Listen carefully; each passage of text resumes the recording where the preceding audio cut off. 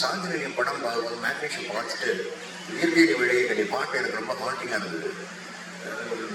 சைலப்பேட்டை எழுதுறது இந்த மூஜில் கேட்டது படம் பார்த்தேன். வாய்ஸ் நல்லா இருக்கும், ஃப்ரெஷ்ஷாக இருக்குது, யாரும் தெரியல. என்ன அப்புறம் நம்பருக்கு ஃபோன் பண்ணி கேட்டு அந்த பையன் வந்து இதெல்லாம் விஸ்வாமிரத்தில் எங்கே இருக்கான் அப்படின்னாங்க, அட்ரஸ் கொடுத்தாங்க. சரி உடனே படம் பார்த்து முடிச்சுட்டு அப்படி நேரம் போயிட்டாங்க. அப்புறம் ஸ்கூட்டரில் வந்து பானுவும் ஒய்ஃபும் தான் இருக்கிறாங்க. எனக்கு அதெல்லாம் அந்த பையன் தான் இந்த பாட்டை பாடிப்பானே எனக்கு டவுட் வந்துருச்சு. எனக்கு காலேஜ் சொல்லுமா இருக்கும் அந்த பையன் எம்ஜிஆருக்கு இப்படி மேட்ச் பண்ணி ஒரு பாட்டு பாடியிருக்கான் அப்படின்னு. அப்போ பார்த்துட்டு நான் ஆல்ரெடி எழுந்து வரப்பா அப்படின்னு கேட்டு அந்த இயற்கையின் வெளியே தண்ணீர் அது அந்த நல்லா இருக்குன்னு 2 வாரம் சொன்னோன்னா 2 சரணத்தை பாட ஆரம்பிச்சேன்.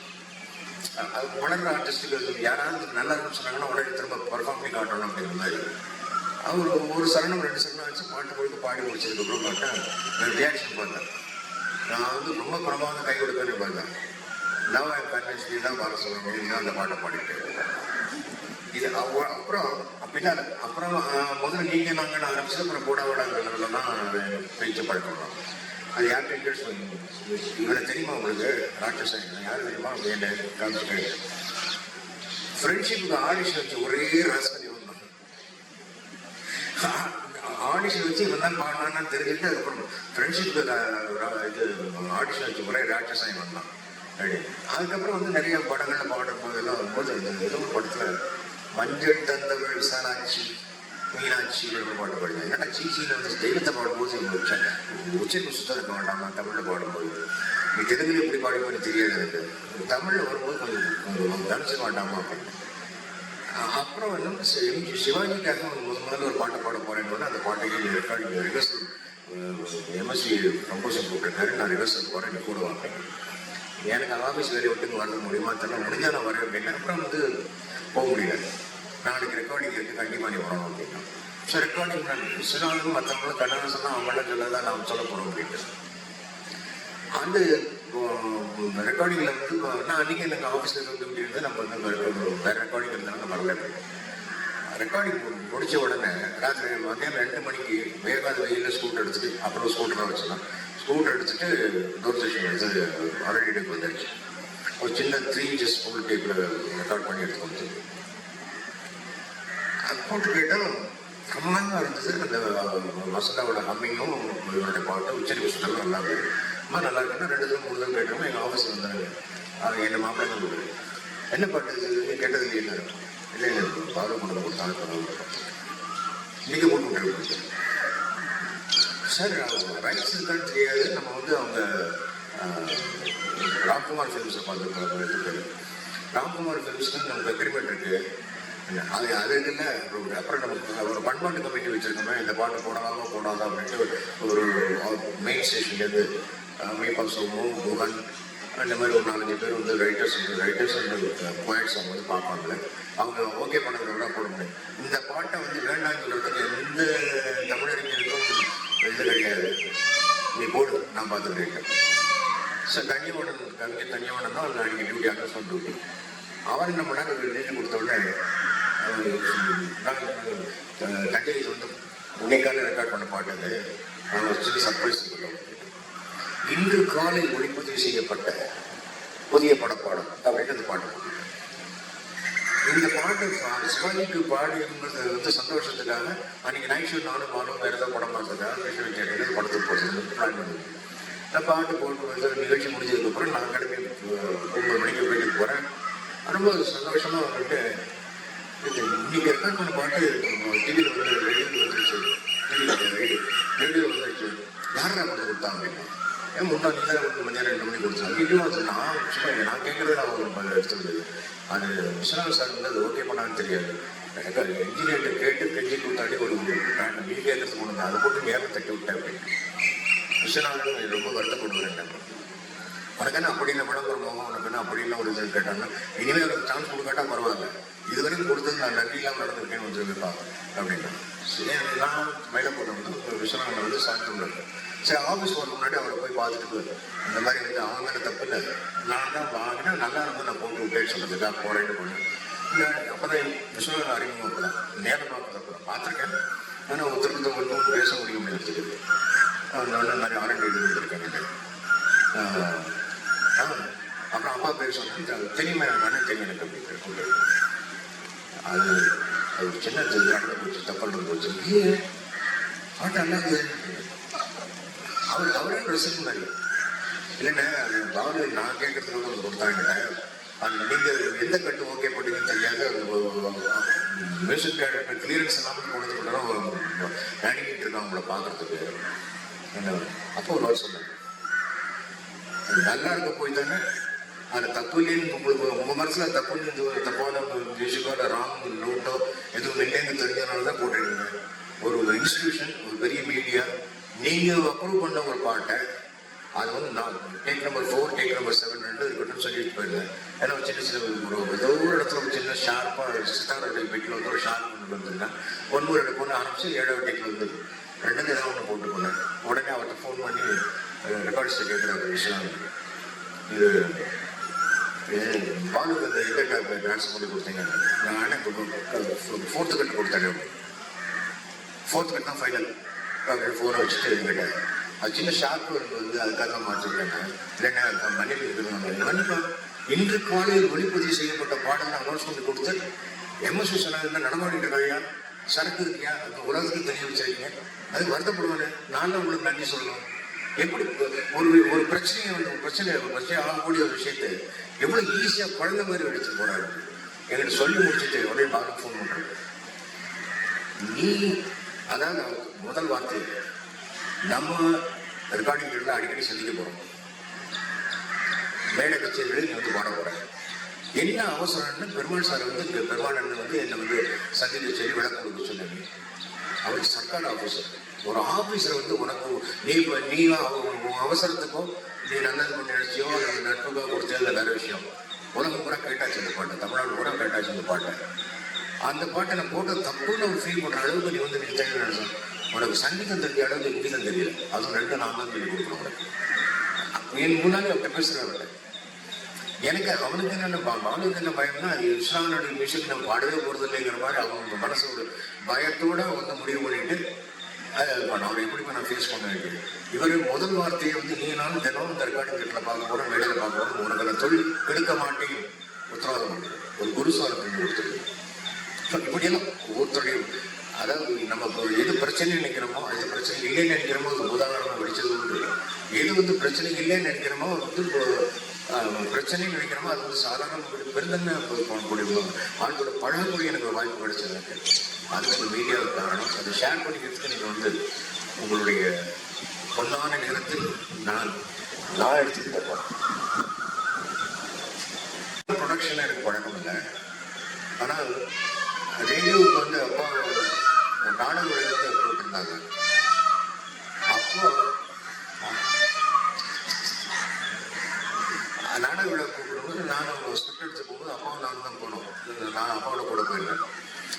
அப்போ அவருடைய சிவாஜி நடிச்ச படங்களுடைய ட்ராக்கெல்லாம் வந்து ஒரு சித்திரங்கிறது 1 hour ப்ரோக்ராம் எல்லாம் பண்ணியிருக்கேன். நானே காப்பரேட் நானே எடிட் பண்ணிட்டு போட்டிருந்தேன் பண்ணியிருக்கேன். அந்த அவர் வந்து ரேடியோவில் நாடகங்கள் சொல்லி நடிக்கவே இல்லை. நடிக்க வந்ததுன்னா அவர் பிஸியாக இருக்காருன்னு யாருக்கும் அப்படி நினச்சிட்டு, ஆனால் நீங்கள் படங்கள் நடிச்சிருக்கீங்க, மேடையில் நடிச்சிருக்கீங்க, எல்லாம் பண்ணியிருக்கீங்க, ரேடியோவில் ஏன்னு சொல்லி நடிச்சதே இல்லை அப்படின்னு நான் கேட்குறேன். அவர் என்ன அந்த அந்த அவ்வளோ பிஸியான உலக நட்சத்திரத்தை வந்து அவர்கிட்ட என்ன வார்த்தை நினைக்கிறீங்க? என்னை யாருமே கூப்பிட்டது இல்லைப்பா. அந்த ஒரு குழந்தை மாதிரி என்னை யாருமே கூப்பிட்டது இல்லைப்பா. இப்போ வந்து சொல்லி என்ன கூப்பிட்டாங்க, நான் உடனே ஒத்துக்கிட்டேன். அது ரெக்கார்டிங் வந்துட்டு அவர் உடனே என்ன பண்ணால் பெரிய எழுத்து எழுதணும், இந்த டைம்லாம் படிக்க முடியாதுனால ஒரு ஆசிரியத்தை போட்டு நாளைக்கு ஒத்திக்க வச்சுருக்காங்கப்பா, நாளைக்கு வந்து கொஞ்சம் பெரிய எழுத்து எழுதி கொடுத்துருங்க அப்படின்ட்டு ஸ்கிரிப்ட் கொடுத்துருக்காரு. மறுநாள் வந்து அவர் ஸ்கிரிப்ட் நம்ம ஒரு 25 பக்கத்தில் இருக்கக்கூடிய ஸ்கிரிப்ட் வந்து அவர் கையால் எழுதி கொடுத்ததுல கிட்டத்தட்ட நம்ம 100 பக்கத்துக்கிட்ட இருக்கும். ஒரு வால்யூம் மாதிரி கையை வச்சுருக்காரு. எந்த சீன் இப்போ பண்ணணும். மனோரமா வந்து சிவாஜி அம்மாவை நடிக்கிறாங்க நாடகத்தில். ஆர் பாலசுப்ரமணியம், மனோரமா, லீலா மகாதேவன், கீழ் மகாதேவனுடைய மிஸ்ஸஸ் அவங்க ரேடியோ ஸ்டார் அவங்க லீலா மகாதேவன். சாவித்ரி ரேஞ்சுக்கு அவங்களுடைய பர்ஃபார்மன்ஸ் வந்து வெறும் வாய்ஸ்கே கொடுப்பாங்க. அவங்க தான் அவர் சிவாஜி நடிப்பு ஜோடியாக நடிக்கிறாங்க. ரிஹர்சல் நடந்துட்டு இருக்கு. படிக்கும் இவர் ரொம்ப ஹெசிடென்ட்டாக இருந்தது. அவரால் வந்து ஃபுல் ஃபார்ம் கிடைக்கல சிவாஜி பற்றி. அவர் எல்லாரும் எனக்கு கையெழுத்து முன்னு கேட்டுக்கிறேன். மற்ற ஆர்டிஸ்ட் என்ன பண்ணாங்கன்னா சிவாஜியோட நடிக்க போகிறோம் அப்படிங்கிறனால ஆஃபீஸ் ரிஹர்சல் முடிஞ்ச போய் வீட்டில் ஒரு படித்து ஒருத்தருக்கு ஒருத்தர் சந்திச்சு நான் இந்த டைலாக் எனக்கு பேச சரியாக இருக்குமா அண்ணன் ஒத்துக்காரங்க சிவாஜி டயத்தை வேஸ்ட் பண்ணிடக்கூடாது அப்படிங்கிறதுக்காக நம்ம டக்குன்னு பர்ஃபார்ம் பண்ணி முடிக்கணும், நான் எப்படி வச்சுக்கலாமா அப்படின்னு அவங்களுக்குள்ள ஒத்துக்கத்தை கலந்து பேசி அவங்கெல்லாம் வெல் ப்ரிப்பேர்டாக வந்திருக்காங்க. இவர் என்ன சொல்கிறாருன்னா என் கண்ணுக்கு வந்து இப்போ அவர் சீனில் வந்து அப்பா இது பண்ணல கவரை தண்ணி இறைக்கிறதுக்கு அந்த கவரையிலேருந்து போகும்போது ஒரு மாடு இருக்கும், இன்னொரு மாட்டுக்கு பதிலாக அந்த பொண்ணு அந்த பண்ணையாளுடைய பொண்ணு அவன் அந்த நகத்திட்ட கழுத்து கொடுத்து அடிச்சு போட்டுருக்கான். அதை பார்த்துட்டு இந்த திருச்செந்தூருக்கு வந்து காரணமாடு கொண்டு நேர்ந்து விடுறதுக்காக கோயில் கொடுக்கறதுக்காக கூட்டு போகிறப்ப மனோரமாவும் சிவாஜி அம்மாவும் பார்த்துட்டு மனோரமா பார்த்துருவாங்க. ஆனால் பாவி இப்படி இருக்கே பர்ஃபார்ம் பண்ணுவோம். அந்த சீன் வரும்போது ஸ்கிரிப்டை கழிச்சிட்டேன். மனோரமாட்ட கேட்குறது எவ்வளோ உனக்கு வந்து இந்த வந்து நிற்கும் போது உனக்கு உன் கண்ணுக்கு மட்டும் எப்படி கிராமம் தெரியுது, வயல்வெளி தெரியுது, தண்ணி தொட்டி தெரியுது, குளம் தெரியுது, கிணறு தெரியுது, கமலை தெரியுது, ஒரு பொண்ணு வந்து முகத்தடி அடிச்சு போடுறோம், உங்க கண்ணு மட்டும் எப்படி தெரியுது, எனக்கு எழுத்து தவிர ஒன்றும் தெரிய மாட்டேங்குது எனக்கு. அதனால எல்லாரையும் கும்பிட்டு கேட்டுக்கிறேன், எனக்கு 2 நாள் டைம் கொடுங்க. உங்களுக்கு சமமாக நான் நடிக்கணும், பேரை கெடுத்துக்கூடாது. அவரே 2 நாள் டைம் கேட்டு வாங்கி இந்த 2 நாள் வீட்டில் உட்காந்து ரிஹர்சல் பண்ணி கிட்டத்தட்ட மனப்பாடம் பண்ணி அப்புறம் டேக் எடுத்தாங்க. ஒரே டேக் பிச்சு ஊற்றி ஒரு மாதிரி. இது வந்து அவர் நடிப்பை நம்ம அந்த ரெக்கார்டிங்கில் நான் பார்த்த அனுபவம். ஆனால் எதை வந்து நடிப்பை பற்றி அப்புறம் எங்களுடைய தூர்தர்ஷன் அசோசியேஷன் யூனியனுடைய ஆண்டு விழா வந்திருந்தபோது அந்த ஆண்டு விழா மலர் நான் தயாரிச்சுன்னு எனக்கு அவர் பக்கத்தில் உட்காந்து மேடையில் பகுதிக்கிறதுக்கான ஒரு சந்தர்ப்பம் கிடைச்சது. அப்போ நிறைய ஏதோ ஒரு பேச்சு வரும்போது இந்த ரேடியோவில் டெலிவிஷனில் நடிக்க வரவங்களுக்கெல்லாம் நல்ல சம்பளம் கொடுக்குறீங்களா அப்படின்னு கேட்டாங்க. எனக்கு சான்ஸ் ஒன்றும் கேட்கல. அவர் இந்த நடிக்க வராங்க தொழில் நடிகர்கள்லாம் வராங்களே அவங்களெல்லாம் கணிசமாக சம்பளம் கொடுக்குறீங்க. ஆனால் நீங்கள் நடிக்க வந்தாலுமே உங்களுக்கு 250 ரூபா சம்பளம். ஆனால் உங்கள் நாடகத்துக்கு பின்னணி இசைக்கு ஒரு வயலினிஸ்ட் வந்தாருன்னா அவருக்கு 375 ரூபா சம்பளம். ஏன்னா ஆர்என்டியில் அப்படி கிரேட் பண்ணி வச்சுருக்காங்க. மியூசிக் அவ்வளோ கிரேடு. நடிகைக்கு வந்து ஆர்என்டி நாடக நடிகர்களுக்கு உள்ள சமாச்சாரம் வேறு. டெலிவிஷன் வரும்போது முகம் நல்லா இருக்கணும், பேச்சு நல்லா இருக்கணும், தோற்றம் வந்து இருக்கணும், ஒத்துழைக்கணும், மேக்கப் பண்ணணும், மனப்பாடம் பண்ணணும், இவ்வளோ விஷயங்கள் இருக்குது. ஆனால் இங்கே வந்து 250 தான் மேக்ஸிமம். அது பின்னணி இசைக்கு வரக்கூடிய ஒரு பேத்தாஸ் வந்து வாசிக்கிறதுக்கு ஒருத்தவங்க வயலினிஸ்ட் வந்தாருன்னா அவருக்கு 375 ரூபா. அதில் சங்கீதக்காரர்கள் போட்டு அது ஆர்என்டியில் பண்ணி வச்சுருக்காங்க. பேசும் அப்படின்னு எங்கிட்ட பேசி புரோஜனம். நீங்கள் அப்பா எம்பி ராஜ்யசபா எம்பி நீங்கள் இப்போ டெல்லி போறீங்கன்னா அந்த மினிஸ்டர் நிறுத்தி வச்சு கேடுங்க என்னையா போட்டு இந்த மாதிரி சம்பளம் கொடுக்குறீங்க. அவர் பேசியிருக்கான ஒரு விஷயம் எனக்கு எப்போ தெரிஞ்சதுன்னா டெல்லியில் ஆர்டர் வருது. A great artist 250 artist, top rank artist 250 ரூபாய்க்கு 2000 ருபீஸ் ஒரே ஜம்ப் 8 பங்கு. அது மாதிரி பி கிரேடுக்கு அது ஒரு எல்லாருடைய சம்பளமும் வந்து நான் 6 பங்கு 8 பங்கு ஜாஸ்தி பண்ணி கொடுத்தேன். அது சிவாஜியினுடைய கலைஞன் சக கலைஞர் மேலே உள்ள அவங்க வறுமை மட்டும் இல்லை, அவங்க திறமைக்கு நீங்கள் கொடுக்க மரியாதை உள்ளவராக அவங்க கேட்ட கேள்விக்கு அவரையும் ரெமெடி கொடுத்துருக்காரு. இது அண்ணன் சிவாஜியோட சந்திச்சது மட்டும் இல்லை, அவரால் மற்ற கலைஞர்கள் கிடைச்ச ஒரு நல்ல வாய்ப்பு, நல்ல சன்மானம் கிடைச்சது. இது சிவாஜியோட வெண்ணியில் இருக்கும் தான் எனக்கு எல்லாமே சொன்ன. எம்ஜிஆர் வந்து அவரை டெல்லியில் ஒரு அட்வைசரி கமிட்டிக்கு வந்து ஒரு மெம்பரை கூப்பிட்டுருந்தாங்க. அப்போ ஆல்ரெடி நான் சொல்ல ஒரு 50 வருஷம் போகுது. அப்போ அந்த அட்வைசரி கமிட்டியில் வந்து ஒரு நடிகனுடைய ரோல் என்னங்கிறது வந்து அந்த நேரத்தில் அவரால் பண்ண டெல்லிக்கு போகணுன்னா மிஞ்சி போனால் ஒரு 3 ஃபர்ஸ்ட் கிளாஸ் தான் கொடுப்பாங்க. அப்போ ஒரு நாளைக்கு ஒரு டிஏ வந்து டெல்லி டிஏக்கு வந்து கேபிட்டல் சிட்டிக்குள்ள டிஏனவோ அது ஒரு ரூபாய் 150 ரூபாய் போடணும். மிஞ்சி போனால் ஒரு 1500 ரூபாய்க்கு மேலே பேமெண்ட் கிடையாது. அவர் ஃப்ளைட்டில் போனால் அவர் சார்ட்டர்ட் ஃப்ளைட்டில் கூட போகலாம், அதை பற்றி இல்லை. ஆனால் கவர்மெண்ட்டுக்கு கொடுக்குறது அவ்வளோ கொடுப்பாங்க. இதுக்கு ஒரு 2 நாள் மெனக்கிடணும் அவருக்கு. ரெண்டாவது என்ன செய்யணும் அவருக்கு மீடியாவிலேருந்து கூப்பிட்டுருக்காங்க, அட்வைசரி வீட்டில் போய் நம்மளை வந்து ஒரு மெம்பரை கூப்பிட்டுருக்காங்க அப்படின்னா நம்மளா என்ன செய்யணும் அப்படின்னு. அப்போ அப்பா பேர் தெரியும் அவருக்கு, அதிகமாக பழக்கம் கிடையாது, பழக்கம் கிடையாது. வித்வான் லட்சுமணன் வந்து அப்பாவுக்கு ஃப்ரெண்டு. அவர்கிட்ட கேட்டு இந்த மாதிரி அந்த ரேடியோவில் சுற்றி இருக்காரு, யார்கிட்ட கேட்டால் கரெக்டாக தெரியும்னா அப்பாட்ட கேட்டுருக்காங்க. அப்பா சொன்னாங்க, அவங்க கொடுக்குறது 1000 1500 தான் கொடுக்க போகிறாங்க. ஆனால் நீங்கள் போனால் நடிகர்களுக்கு கலைஞர்களுக்கு சன்மானம் வந்து 2000 3000 4000 ஜாஸ்தியாக இருக்க சான்ஸ். ரெண்டாவது ஒரு வருஷத்துல 5 ப்ரோக்ராம் தான் பண்ணலாம், 8 ப்ரோக்ராம் தான் பண்ணலாம், ஒரு கணக்கு இருக்கும் அவங்களுக்கு பார்ட்டிசிபேஷன். அது மாதிரி சான்ஸ் கொடுக்கும். க்ளோஸ் புக்கிங் அந்த மாதிரி ஏகப்பட்ட ரெஸ்ட்ரிக்ஷன்ஸ் நிறைய இருக்கும். நீங்கள் போனீங்கன்னா அவங்களுக்கு வந்து ஒரு ஆர்டிஸ்ட் நல்ல பர்ஃபார்ம் பண்ணாங்கன்னா அவங்களுக்கு வந்து நம்பர் ஆஃப் புக்கிங்ஸ் வந்து கவலைப்படாமல் அவங்கள என்கரேஜ் பண்ணுறது வளரும் கிடைக்கிறாங்க தான் அவங்களுக்கு லைம்லைட்டில் கொண்டு வரதுக்கும்.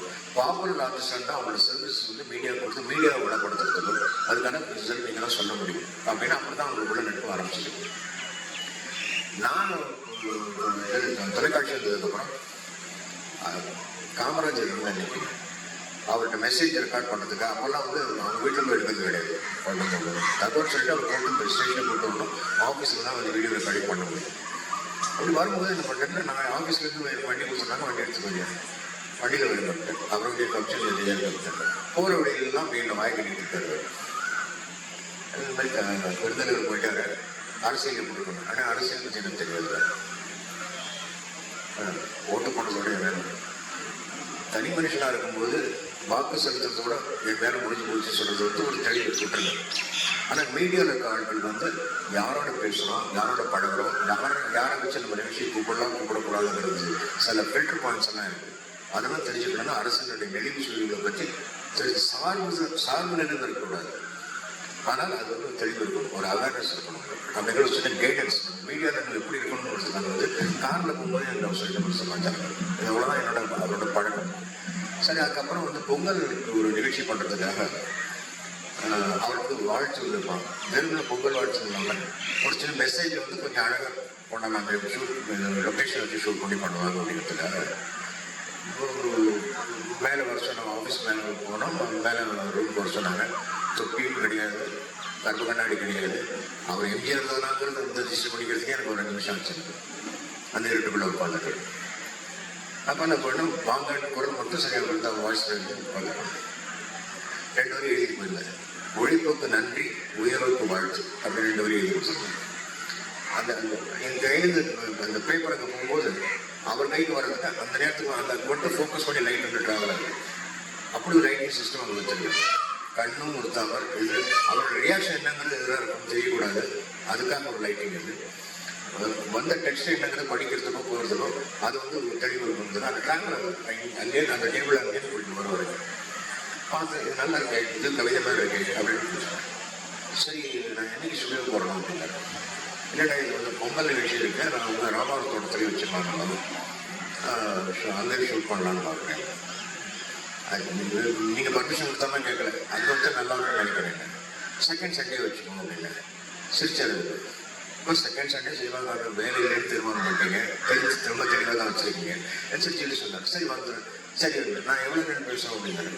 அது நீங்கள் ஒரு வாழ்த்து ஒரு 5 நிமிஷமாக இருக்கணும். ஒரு சாங் டியூரேஷனுக்கு நான் மாதிரி ஒரு பாட்டு மாதிரி அந்த 5 சாங் டியூரேஷன் பேசினாலும் எனக்கு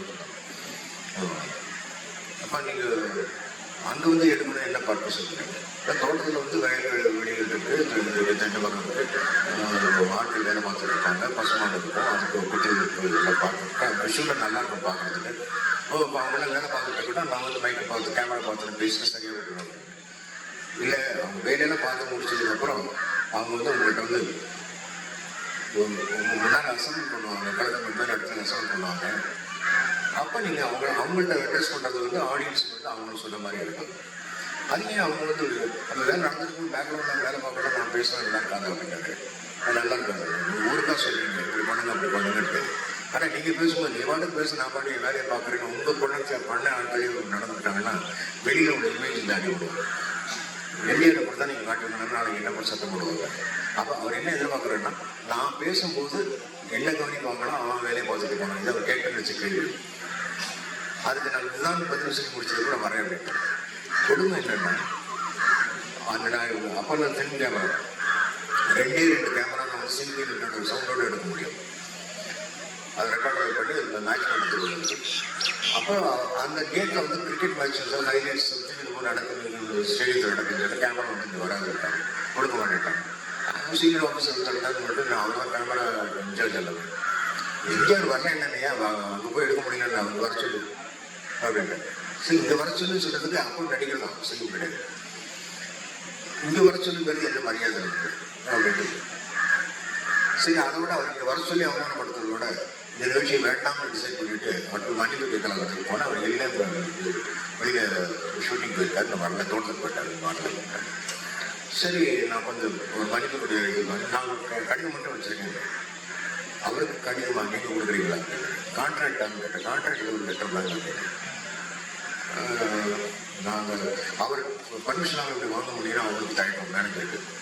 சரி நீங்களே மேலே போய்ட்டு டேபிளை வச்சு போயிட்டு நான் மேலே போய் வச்சுட்டு கிடையாது ஒரு மேனேஜர் கொடுத்து வண்டி ரெடியாக இருக்கு, நீங்கள் இந்த வண்டிக்கு போகணும். அவங்க கம்பெனி வண்டி எங்கேயாவது வண்டி இல்லை எனக்கு ஆஃபீஸில் வண்டி கொடுத்துருக்காங்க, நான் அதுலேயே போய்க்கிறேன். உங்களை இந்த வண்டியில் எங்கள் வண்டியில் அனுப்ப சொல்லி எங்கே உங்களை நம்ம வண்டியில் அனுப்ப சொல்லி சின்ன ஒரு உத்தரவு. அதுக்குள்ள மெசேஜ் அங்கே எப்படி போச்சு, அவர் என்ன இன்ஸ்ட்ரக்ஷன் கொடுத்தா நமக்கு தெரியும். சரி நான் ஆஃபீஸ் தேங்க்யூ நம்ம ஆஃபீஸ் போயிடுவோம். நீங்கள் ஆஃபீஸ் போயிட்டு இந்த வேலையை முடிச்சுட்டு நீங்கள் வீட்டுக்கு போய் சேர வரைக்கும் அந்த வண்டி உங்களுக்கு பொறுப்பு இருக்கும், நீங்கள் எடுத்துட்டு. எனக்கு என்னமோ நம்ம வேண்டாம் ப்ரோக்ராம் ப்ரோக்ராம் நடத்த முடியுதுன்னு சொல்ல போனவருக்கு இவ்வளோ மரியாதை கொடுக்குறாரான்னு ஒரு பக்கம், நமக்கே இவ்வளோ இம்பார்ட்டன்ஸ் கொடுக்குறான்னு ஒரு பக்கம். சரி வீட்டுக்கு போயிட்டேன். ராத்திரி மந்த்லி டியூட்டி முடிஞ்சதுக்கப்புறம் போடுவோம். அது வரைக்கும் வண்டி நிறுத்து அந்த வண்டியில் போய் வீட்டில் இறங்கிடுச்சு. சாப்பிட்டு படத்துட்டு 11 மணிக்கு ஃபோன். அப்பா வந்து ஹாலில் படுத்துருக்காங்க. ஃபோன் பண்ணால் எம்ஜிஆர் பேசியிருக்காரு. என்ன பேசுனான்னு எனக்கு தெரியாது. நான் காலையில் எந்திரிச்சு முடிக்கிறதுல ஒரு எங்கள் அப்பா ருத்ரமூர்த்தி மாதிரி இதை போய் என்ன கலாட்டா பண்ணிட்டு வந்தாரு எம்ஜிஆர் இருக்க போய் நான் கலாட்டா ஒன்று பண்ணேன். ரெக்கார்டிங் வச்சுருந்தா ஒரு முடியலன்னு சொன்னார். சொன்னால் நல்லா இருக்காதுன்னு தான் நான் எழுதி கொடுத்துருக்கேன். அறிவு இருக்காதுன்னு கேட்டேன். முதல்ல இந்தியாவில் கூட்டு ப்ரோக்ராம் பண்ணணும்னு ஆசை இருக்கும்போது அவர் எப்படி ட்ரீட் பண்ண எப்படி அவரோட நடந்துக்கணும்னு தெரிய வேண்டாம். நமக்கு எந்த ப்ரோக்ராம் இருந்தாலும் ஃபிக்ஸ் பண்ணுறதும் அவர் தான், கேன்சல் பண்ணுறதும் அவர் தான், போஸ்ட்போன் பண்ணுறதும் அவர் தான். அவர் ப்ரோக்ராம் அவர் கேன்சல் பண்ணிட்டு வந்துட்டு அதை எழுதி வர வச்சு அவர் வீட்லேயே போய் அவர் டேபிள்லேயே கொண்டு வச்சுட்டு வரேன்னாக்க அப்படி கேட்டார். ஆனால் அவங்களுக்கு தேவைப்படல. அவருடைய செக்யூரிட்டியோ மேனேஜரோ டிரைவரோ ஒன்று ஏதாவது கையிலால் வாங்கிடக்கூடாது பயம், அந்த அக்கறை அந்த ஆளுக்கு இருக்குது. அதனால் ஃபோன் பண்ணி அவர் வீடு வரைக்கும் கொண்டு போய் சேர்த்துட்டு நீ வந்து பத்திரமா வந்து சேர்த்தியான்னு கேட்கறதுக்கு எனக்கு 11 மணிக்கு நேரத்தில் ஃபோன் பண்ணுறாங்க. யாரை எப்படி நடத்தணுங்கிறது உங்களுக்கு அவங்க ஆஃபீஸருக்கு தெரியும், உடம்பு தெரியாமல் போச்சு. கற்றுக்குவ லைஃப் அப்படின்னு. ஸோ இதுதான் எம்ஜிஆரோட எனக்கு உள்ள ஒரு டைரக்டான அனுபவம். அப்பாவுக்கு நண்பர் அவர் என்னை வந்து ஒரு என்னுடைய எழுத்து வந்து அவர் எவ்வளோ தூரம் ரசிச்சாருங்கிறதுக்கு ஒரே ஒரு இன்சிடென்ட் மட்டும் இருக்கு. பர்சனல் அவருடைய போல்ட்னஸ் எல்லாருக்கும் தெரிஞ்ச விஷயம். 67 வந்து சம்பவ நாடகம் வந்து நீலு சார் வந்து வக்கீல போனால் இவர் ஜோ வந்து வக்கீல் பாய் ஃப்ரெண்ட் மணிசர் மாமி வேஷத்தில் வருவார். பொங்கல் வேஷத்தில் வருவார். 67 அந்த எலெக்ஷன் ரிசல்ட் வந்து வருவாங்க. அதுக்கு ஏற்கனவே கலைஞர் வந்து பொதுப்பணித்துறை கலைஞர் வந்து இதுவாக பண்ணிட்டார். பிரமுகருங்கிற முறையில் அவர் வந்து ப்ரெசென்ட் பண்ணுறதுக்கு கூப்பிட்டாச்சு. இது 25வது வருடம் 50 நாடகம் பண்ணாங்க. ஸ்க்ரீன் ஓப்பன் பண்ணும்போது நீடு உட்காந்து விசிறி இருக்கும்போது ஷோ என்ட்ரின்னா கருப்பு புடவை சிவப்பு பாடு ஆட்சி மாறின அன்னைக்கு அந்த அந்த அந்த வாரத்தில் ஏற்கனவே கலைஞர் ஒத்துக்கிட்டதுனால அவருக்கு கூட்ட நிகழ்ச்சிக்கு வந்தாச்சு. சரி நீடு சும்மா இருக்காம எனக்கு 8 வரைக்கும் 3 கலர் வந்து இன்னைக்கு 2 கலராக எடுத்து இல்லை அந்த 3 கலர் சாயம் எடுத்து போச்சு, இது என்னைக்கு விழுக்க போகிறது பார்க்கணும் அப்படின்னு. இது கலைஞர் மேடையில் பேசும்போது சாயம் என்னைக்கு விழுக்க போகுதுன்னு வந்து வக்கீல் சம்சாரம் வசனம் பேசுனாங்க, இது கிழிஞ்சாலும் கிழியுமே தவிர எங்கேயும் விழுக்காது. Presence of mind. மழை வருது, வருண பகவானுக்கு நன்றி நான் சொல்றேன். அனைவருக்கும் போன போது காமராஜ் இறந்து போனபோது எங்கள் ஆல் இண்டியா ரேடியோ ஸ்டூடியோக்கு எம்ஜிஆர் ரெக்கார்ட் பண்ண வராரு. கலைஞரும் வராரு. இந்த ரூமு அந்த ரூமு. கலைஞருக்கு கோபம் ஒருத்தர் வந்து பார்க்க வந்தார். எதுக்கடா வந்தீங்க அப்படின்னு கேட்டுருக்காரு. வர எம்ஜிஆர் கிட்ட சொல்லிட்டாங்க, குண்டு அடிபட்டு இருக்காரு, நான் தழுதெடுக்கிறதுன்னு எழுதி கொடுத்துட்டான். அவர் நான் தழுதெடுக்கிறது ஒரு 15 ரூபா ரெக்கார்ட் பண்ணுறாரு. அவர்கிட்ட எம்ஜிஆர்கிட்ட போட்டு சொல்ல எல்லாருக்கும் பயமாக இருந்தது. நான் ஒரு சின்ன பையன், நான் போய் சார் மிகுந்த வருத்தம் அடைகிறேன்னு சொல்லிட்டு போடுங்க சார். தேங்க்யூ பெருமாள். இல்லை கன்னிகேஸ்வரி